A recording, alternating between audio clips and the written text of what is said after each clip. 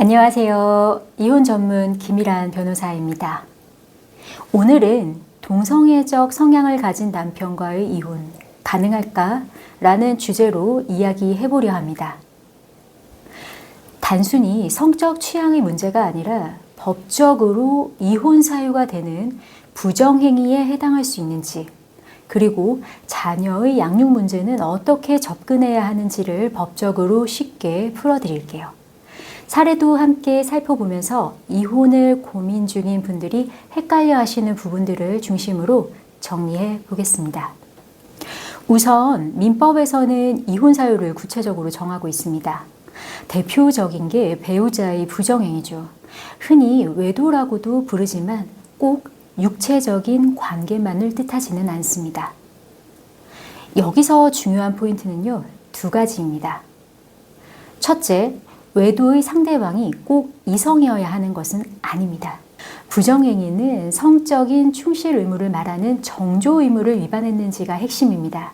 즉, 배우자가 동성과 성적인 채팅을 하거나 실제 만남을 약속하고 교감을 나누었다면 이 역시 이혼 사유인 부정행위에 해당할 수 있습니다.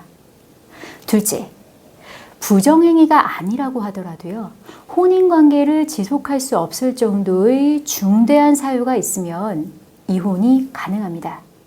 예를 들어 반복되는 치명적인 거짓말, 신뢰관계의 파괴도 역시 포함이 됩니다. 실제 상담 사례를 하나 소개해 드릴게요. 결혼 후에 첫 아이가 태어났을 때부터 남편이 동성애 채팅 앱에서 성적인 대화를 주고받고 만남을 시도한 사실을 아내가 알게 됩니다. 남편은 진심으로 사과를 했고요. 아이를 위해서도 아내는 참고 살기로 했죠.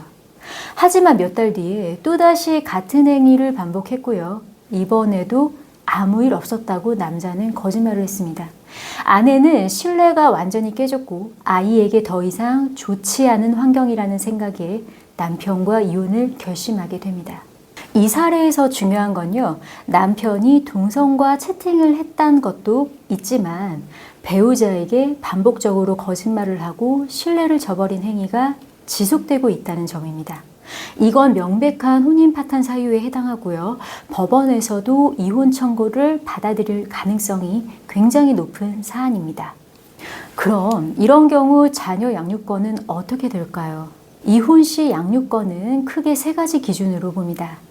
첫째는요, 아이의 연령, 특히 유아기 자녀는 모친 양육 우선 원칙이 여전히 적용이 됩니다. 둘째는요, 양육 환경과 안정성이죠. 누가 더 아이에게 안정된 환경을 제공할 수 있는가가 중요한 요소입니다. 세 번째는요, 부모의 가치관과 태도입니다. 예를 들어 반복적인 배우자의 거짓말, 불안정한 감정 상태는 아이를 양육하는 데 감점 요소입니다. 따라서 이 사례처럼 부부관계의 파탄의 책임이 남편에게 있고 어머니가 아이 양육을 안정적으로 할 수 있는 환경을 갖췄다면 양육은 어머니 쪽에 유리하게 판단될 가능성이 높습니다. 실제로 남편이 이혼에 동의하지 않는다면 이혼 소송을 제기하셔야 하고요.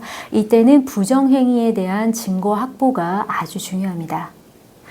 동성과 나눈 채팅 내용 캡처하시고요. 반복적인 행동을 보여주는 그 자료, 사진이라든지 메일이라든지 대화 녹음 모두 증거가 됩니다. 본인의 심리 상태를 증명할 수 있는 정신과 진료 기록도 유효합니다.